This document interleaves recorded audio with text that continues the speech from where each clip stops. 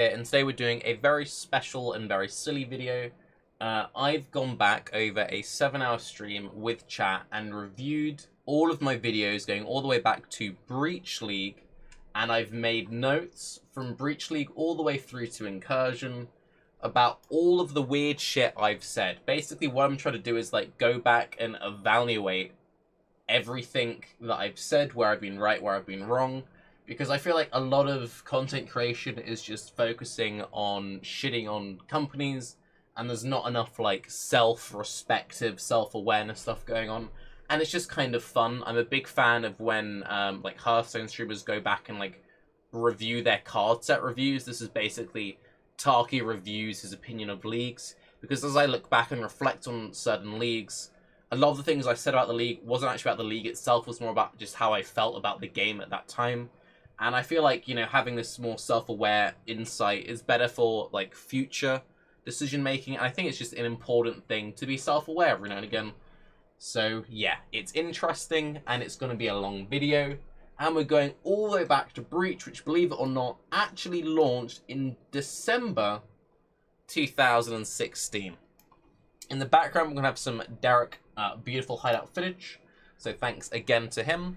And let's kind of get through it. So going back to Breach Tarke, what do I have to say?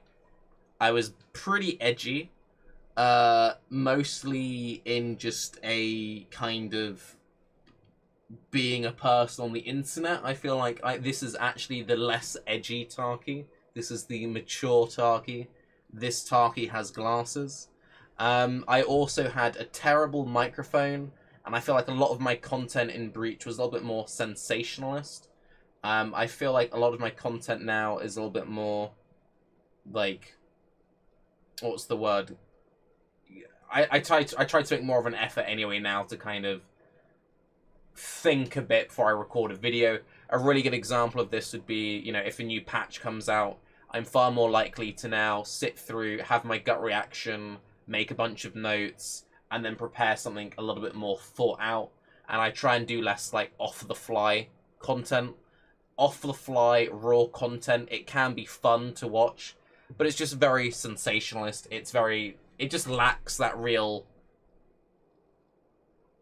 self-worth or notion, to be honest. Now, another very interesting little nitpick taken all the way back from Breach League. I played a melee sweep Slayer. So that's basically that. Golems are overrated was a big video of mine at the time, and I stand by that 100%. At the time, people were kind of question marking about that, but my whole thought process with Golems being overrated was I didn't like how minion targeting got scuffed up, and we saw with Incursion League how that's basically what it was. So that was the one thing that Sensationalist Tarke had to say. Other fun things that I said during Breach League was I enjoy making daily videos. I really don't. I think making daily videos is really bad for any YouTuber's long-term health. I will stick to a strict stream and sleep schedule. I think you can tell me whether or not that works. And I've also said during this time period, this was leading up to the announcement of 3.0, if they add crossbows to NPCs, there's no way they can't give crossbows to us. So, yeah. Otherwise, Breach was a fairly calm and sensible league. I didn't say anything too outlandish, and I was just very sad about Xbox being announced and me not getting a crossbow. Getting into the Xbox announcement itself, this was like the big kind of community outrage at the time. I was actually like fairly neutral on the idea. My gut reaction was, the fuck is this? And like, but I was fortunate enough that I didn't instantly upload the, oh no, the sky is falling. And I was actually surprisingly positive about the idea. It's kind of funny how your memories change. My memories of a lot of my content and stuff from years and years ago was super negative, but it turns out, having watched it, I was actually fairly positive about a lot of things. One thing that I very falsely predicted with the Xbox implementation, I made a video talk about how with Xbox happening, we could maybe have a potential repricing of MTX. Now, this was probably hope more than anything else. And as we can see by the substantial changes to the MTX pricing, I was 100% wrong. I also made the statement, this game doesn't work with an enforced SSF, therefore we have to have some form of trade improvements coming with the Xbox client. I expected that they wouldn't launch Xbox with completely scuffed trading. Turns out I was all too overly optimistic in that sense, and we did kind of get Xbox come out with slightly scuffed trading.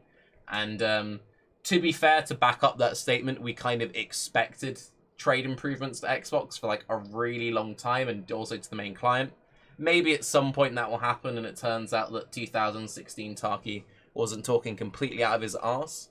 And going on to the whole, like, this game doesn't work with enforced SSF, this is back when I was still playing Trade League, so I was very much like, oh, they're pushing SSF, I don't really see the point of it. Yeah, I think if they ever did like a fully forced SSF, the game would really suffer.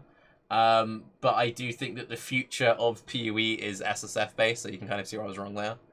I made the very good statement, Reddit is a sphere of pure hate, and I stand by that. Going through that, though, I was also talking about how one of the big worries that happened with the whole Xbox thing was about the change of skill design. People were very worried, like, how is skill design going to change? Are we going to have the dumbing down of PoE mechanics?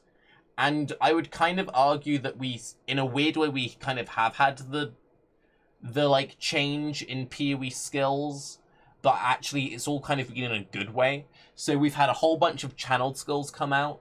A lot of them haven't quite landed. Some of them have been a bit iffy, Stormburst, but then, you know, the new Incinerate's pretty good. Blade Flurry is obviously very good. Charge Dash is fairly usable now. I also think that Ancestral Call, Mirage, Archer, Poet's Pen, all of these like triggered abilities and improvements to how name-locking skills kind of function, I feel like a lot of that comes from like a need to make stuff feel smooth, and the smoothing out of things.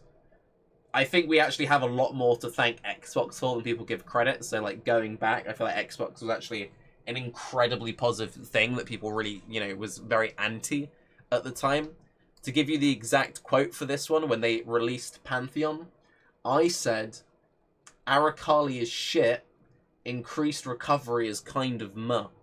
Now, I'll be the first to admit that I was very wrong on that one. It turns out increased recovery is really powerful. I wasn't really thinking about stuff like Slayer Leech. Also, to be fair, this is kind of back when we were in like the Volpact instant leech meta. So the whole like regen recovery side of things really wasn't on the forefront of my mind. And that's one of the things that I do actually kind of love about PoE, is based on like the meta, there can be these weird like mechanics that you'd never think about, which actually turn out to be super, super impactful. I was actually incredibly anti-Pantheon at its release, and I still feel like Pantheon could do with a lot of improvements, but I feel like I was overly harsh on it at the time. I was very outspoken about Pantheon. To me, just seemed kind of like a wasteful mechanic. I think the main thing I said was, at best it's unneeded, at worst it's raw power creep. And having like gone back and looked at everything, one of the things I've really taken away from it is I'm very anti-power creep. Whenever there's like power creep, I tend to go on a bit of like a weird one, and I get very like overly cautious of it. And I definitely think that I was unfair of Pantheon at the time. So that was definitely something that, looking back at it, I kind of regret. But saying that, Pantheon is very limited and kind of needs a little bit more spice to it. But I think there's a few very interesting things in there. Now, going into the Legacy announcement, I think I made a video which is called Best League Ever, which anyone who knows me knows how much I hated Legacy. I was probably a little too keen to praise, and that's another thing that we're very guilty of as content creators, to instantly go, this is the best, this is the worst, this is the best, this is the worst. Again, it comes from that like early need to try and like draw attention through YouTube content. You have to be like very sensationalist, like, oh, no one wants to make a video which is like, this league looks like it might be okay, because that's not really going to drum up the attention, and that just kind of what comes with the territory. Also, you know, just as people, it's not just a content thing. YouTubers are very guilty of this, but you see this by normal people, people on subreddits, people on forums.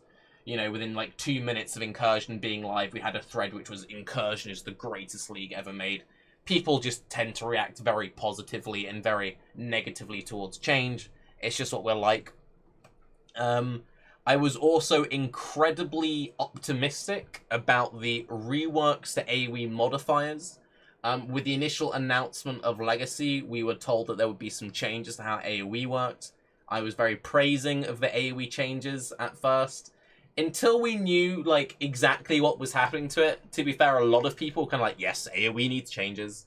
Looking back at it, I kind of wish I'd been a little bit more negative about the AoE announcement, and I kind of wish that we had a little bit more AoE. I was also very oddly excited about the buff to stave implicits going from 12 to 18, and then 18 to 20% block. At this point, I feel like you could push it up to 30-35% block. And with where PoE is at, while that's very powerful, I'd still be kind of bumming out on staffs. So, yeah. Another big thing which happened during the, like, pre-Legacy hype was my hidden tags YouTube video. I made a YouTube video called Why PoE Doesn't Make Sense, and I think it's my biggest video, or at least one of my biggest, and where a lot of people first, like, learn about my channel from. And I actually really regret that video. There's a lot of things in that video which, looking back on it, haven't aged particularly well and have actually led to a lot of things which I really dislike in current PoE. So to start off, I use an example of Restoration and Burning Area. If anyone who hasn't seen that video, basically I made a video saying the wording in PoE is kind of shit, how could they improve it? And I used the example of how Restoration at the time was one of the best support gems for Burning Arrow, and how a lot of people didn't know about it. I used a clip of Mathel, where I was telling Mathel to use it, and I felt kind of bad about that looking back at it, because I never asked his permission for that. So I felt a bit bad about that. And also, I kept referring to the Restoration mechanic as a hidden tag. There's no such thing as a hidden tag. Basically, it was like poor semantics. And it kind of goes to show just like how bad the wording is in PoE. If anyone's ever tried to explain the difference between increased and more damage to someone who's new to the game, you know how easy it is to use the wrong language when explaining PoE mechanics. And basically the whole like hidden tag thing, it's something which I still see sometimes, like on a Reddit thread or in forums, and it makes me cringe every time, because basically I made up some terminology which doesn't really exist and is incorrect, and semantics are still really bad in PoE. That being said, the wording, especially on stuff like you can or you cannot, how it works on totem stuff, is still really scuffed, and I might make a 2.0 version of that video at some point, because there's still loads of weird stuff in the game which really doesn't make any sense. Fun fact while recording this video, someone said that you can use Mirage Archer with Ellie Focus, and your Mirage Archer can cause ailments. And that makes zero sense to me, and that just kind of goes to show just how silly a lot of things in this game still are. Going off that, into more Legacy stuff, I had 2 or 3 videos ranting about the extending of Legacy League, and you say, Tarke, you never rant about any content. You are a very sensible man. I felt very passionately at the time about the extending of Legacy League, and a lot of that came from a meta kind of staleness. I was very much pushing for flashbacks and 1-month races at the time. Now, we've recently had the announcement there won't be a flashback in Delve League, and I'm overjoyed, because I've actually come to the conclusion that I think that overuse of flashbacks and mayhem is actually very bad for player retention, and I'll explain that a little bit more later on. But it's just kind of interesting seeing how, at the time, I was so pissed at GGG that they were extending Legacy League for so long rather than trying to run an event or something. And now, looking back, I'm actually like, huh, I can kind of see why they were so hesitant. I made a video which was referencing Earth and League of Legends in the last couple of months, which you can find on my channel, where I basically explain how oversaturation and over fun, like too much fun in games, can actually be a bad thing for long-term player health. It's a very long-winded topic, but that's just a very specific example to me, which stands out of times where I feel like I made a bad judgment call.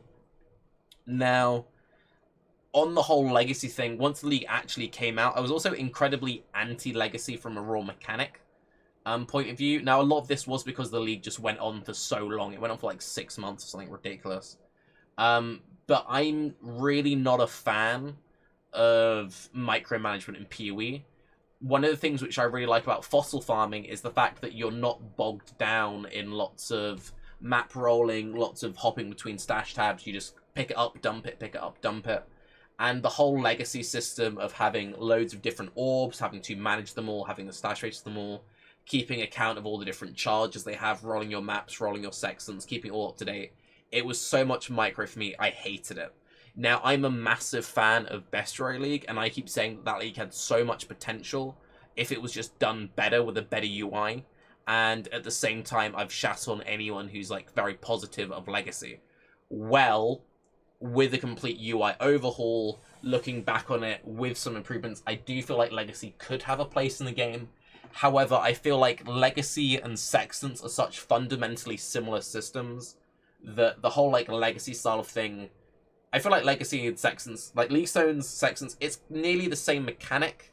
And just expanding the Sextant system a little bit more with the changes they've made to Zana recently and reshaping maps.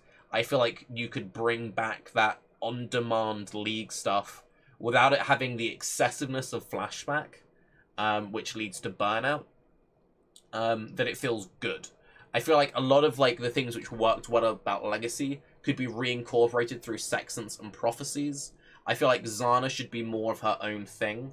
I don't necessarily feel like we should be using Zana to add like Breach or Beyond to maps. I feel like that should be left more to other side systems. I feel like Zana really comes into her own with the Atlas manipulation and shaping and stuff that they've been setting up in the last patch. So going into the 3.0 announcement, there were a few things going on here. I successfully predicted Nessa ripping. I'm very proud of that. It was just a random thing which happened. I was very oddly excited about there being windows in Oriath. Going into the actual announcement, I got like really excited watching it. I don't know why. And I was incredibly pro the CI nerf. Now, I still stand by the CI nerf. I think CI is fine now. I feel like CI has been fine for a while. It's taken people a couple of leagues to realize it. Delve has really pushed it with the power of the new fossil crafts. The fact that we're now like crafting chests better than like back then is pretty insane. I do feel like Ghost Reaver doesn't need the downside on it. For like non-vol packed CI Leech was over nerfed. I also did call life gain on hit, which I feel kind of happy about. I went on a really weird rant about starter weapons. I think that was an example where there's this weird push with content creators that you've got to put as much content out as possible. And there are a lot of like random for fun things that I'll like ramble on about on stream, which I'll then like upload a clip with no context to YouTube and it makes zero sense. That was one of them. Someone then posted it on Reddit, and I really regretted. That was like one which really soured to me. It was kind of like a joke that I put on YouTube, which wasn't really serious. It then like went on Reddit. It turned into a thing. And again, I feel like I was too hard on Pantheon, so whoever was in charge of Pantheon, I apologize about that. Now, going into Harby, another league I was very hard on. Harby was a really weird one for me. So, Harby, again, it got extended for a long time. I had a lot of high expectations going into the league, and I feel like a lot of this comes down to, like, player expectations being a bit skewed. So, a lot of the problems that I had with Harby, looking back, I didn't have with the mechanic. I feel like Harby as a mechanic worked well. Most of my issues were to do with what was happening at the time. So, I had really extended burnout from Legacy League. Being a content creator was incredibly stressful during the Legacy and Harby period. We had basically a year of just Legacy and Harby with very little anything. We had like nothing interesting to talk about. Making content was a real stretch. We'd recently started doing Bay class stuff. And it just felt like treading water almost was the expression. It was kind of like, what the fuck are we doing? And because of that, like, the League dragged out so much longer. The meta was really fucking boring. There wasn't really that much going on. There'd been a lot of expectations with reworks to passive skill trees, potential reworks to AoE, which turned out to be incredibly underwhelming. So I suddenly had this period where, like, there were very little interesting builds going on. And a lot of the frustration from a lot of content creators, I feel like, was taking out rather unfairly on Harby itself. Because the second Harby got, like, added as a rotating mechanic, I actually really like Harby now. I think Harby adds a lot to the game, mostly through the orbs. I feel like the orbs really complete the Atlas system. The actual Harbinger event itself, where you have the blue guy, which is a bit too bright, spawns mobs, it's okay. It's not amazing. It's like a slightly worse Breach, but it's like good enough every now and again. But the orbs really add so much to the game. I'm really glad that we've been seeing more of them through Shape of Strongholds, etc. I will also say that a little bit, which was a bit underwhelming about Harby, is one of the things which was very good about Legacy is we had lots of sudden availability to unique items. We also had a bunch of reworked old uniques, so like it became really exciting, like, oh, loads of uniques. And then for Harby uniques, we had the helm, which was completely broken. We had the belt and the shield, which was situationally powerful depending on the build you were playing. But if you weren't playing one of those builds, then it was just like a major yikes. And then we had a pretty shit staff and a quiver, which was kind of powerful, but not really that great in the grand scheme of things. So it was just kind of like, yeah. I think it was just the case of player expectation was too high, lack of interest in content, which led to content creator burnout, and then this led to the massive need for flashbacks and mayhem. So with that, with Harby, we went into Mayhem. Mayhem was my first level 100 character. Mayhem is the most fun I've ever had with PoE. I absolutely loved it. I was like, this is so fucking amazing. Now, Mayhem also burnt me the fuck out on the game, and that added to this whole, like, Legacy Harby, like, stretch out of time period. Another thing about Harby, which I failed to mention, the whole, like, beachhead group meta was pretty degenerate. I feel like there's a lot of things in PoE which completely isolated work really well. Beachhead, completely by itself, in a vacuum, not fully exploited in a group, was fun. Like, as a thing that you did every now and again is a very rare map, cool. When you're able to chain the hell out of beachheads, doing full group rotas every day, it was mind-numbingly boring. And I feel like there are a lot of mechanics and leagues where, like, in small amounts, yes. Too much, no. And that over, like, proliferation of stuff like beachhead is why now I'm so wary of stuff like over-accessibility when it comes to stuff like Delve. Beachhead, if rare enough, is amazing. The second it's too common, no. So if you're ever curious about why I'm generally very much in favor of mechanics being rarer, I would much rather be like, oh, I want more of something than I've had too much of that, I feel like I'm going to be sick. So yeah, that's also where my whole donut analogy comes from, by the way. So anyway, going into Abyss League. Now, Abyss League was both amazing and, again, kind of disappointing for me. And a lot of that felt like it came from Abyss being a gut reaction to Harby and Abyss, right? Sorry, Harby and Legacy. So, Abyss, like, for the first few weeks, felt so, like, amazing. It wasn't Harby, it wasn't Legacy, the new jewels were crazy overpowered, they made Ellie attack builds insane, so it, like, by itself, it, like, reinvigorated the meta, it added so many new builds, that at the time it was like, yes, and I was super pro Abyss early on. However, looking back at that, a lot of that was just me reacting to my disappointment to the previous leagues. The Abyss items were also crazy broken, and the boss spawn rate was super scuffed. So we had this, like, really weird thing where it was like, well, the drops are a guaranteed drop off the boss. And if you're in Trade League, then there are enough people playing that the stuff's pretty accessible. Like, the helms were really cheap, but at the same time, the bosses were so goddamn rare that if you were a solo player or an SSF player or someone who rarely trades or didn't get early on to, like, the hype of a lot of things, you missed out on a lot of these, like, super broken items. So Abyss was a real weird one. It also, Abyss was the introduction of Shaper and Elder items. And one thing I've noticed a lot is, as I said earlier, I react very badly to extreme levels of power creep. So I went from being, like, extremely pro-Abyss to then extremely anti-Abyss. Now, looking back on it now, I feel like Abyss is good in its current state, how it's fairly rare.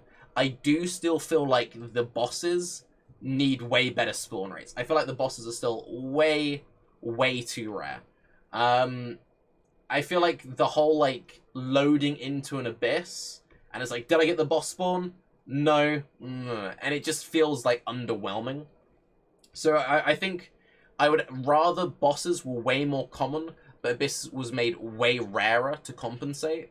I also feel like the, like, Abyss nest things, like the piles you used to get the jewels from, kind of got over-nerfed in the fact that before they used to just rain jewels, whereas now you can loot all those little mini chest things, and it's like you'll be lucky to get a jewel or two from them.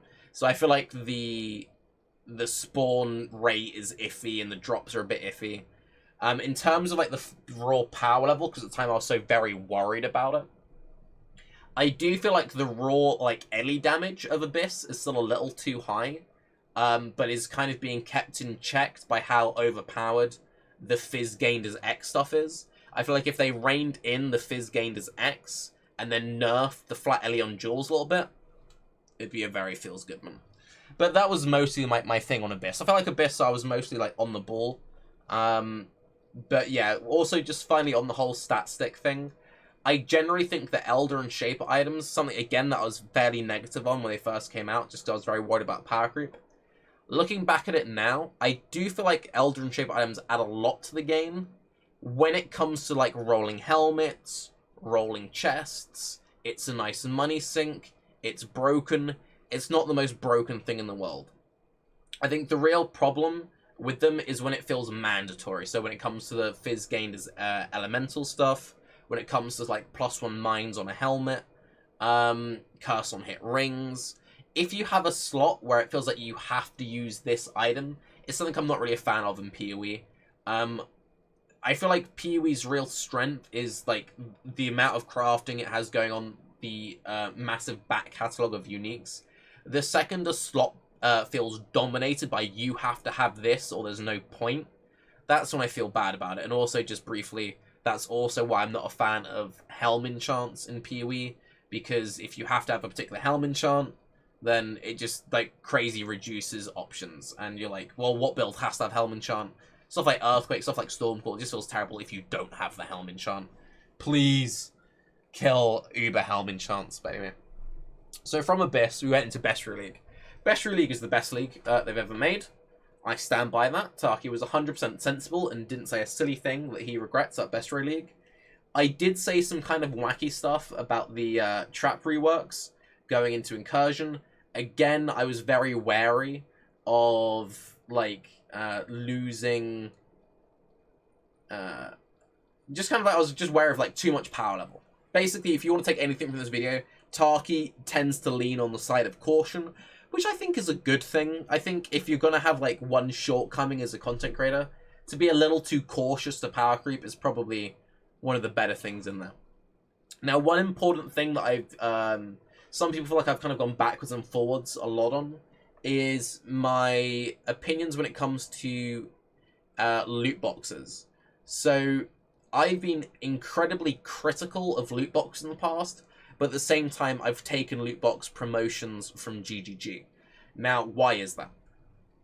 I fundamentally think loot boxes are predatory, and I would much prefer if loot boxes weren't in Path of Exile.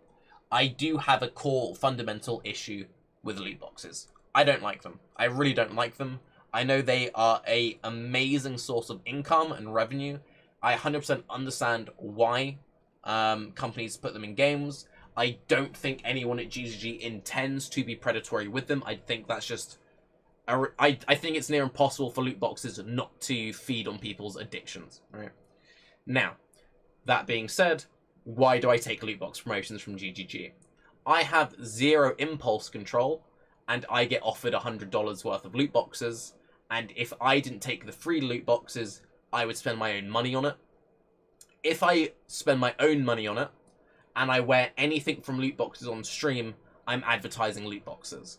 So, really what I should do is turn down the offers, not spend any of my own money on loot boxes, and not wear any MTX on stream at all. That's what a saint would do.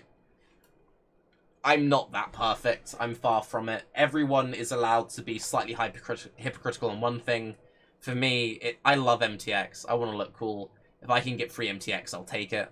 But yeah, that is one thing which I feel iffy on it. Depending on the day, I feel very good and very bad about that whole thing. I genuinely do kind of like lose sleep when I get offered the loot box stuff. It's a real hard one. I am kind of curious if your guys' opinions on loot boxes have changed. Also, like, how do you guys feel about the reintroduction of loot boxes that GG likes to do sometimes? I still don't really know my opinion on that kind of stuff, but yeah, I don't know. So let's get into Incursion. This is also the final league we're talking about, since we haven't had enough of Delve to really give my opinion on that. So Incursion was something that I started incredibly positive on. I was incredibly positive of Incursion, as was most people in the PB community, not just content creators, just people on, like, you know, playing the game, Reddit, whatever. Now, I think there's a very interesting thing, which I haven't really touched on that much, which definitely affects sort of reaction to game development, and that is player expectation. Incursion, with the way that Incursion was marketed, I had this one buzzword in my head, and that was modular.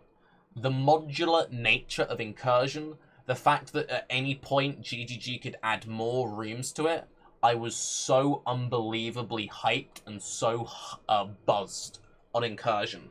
I was like, this is the perfect league mechanic, because it's fun, they can add to it at any point, there is like infinite possibilities with this mechanic. This is so fucking amazing. So I was like screaming the praises of this league.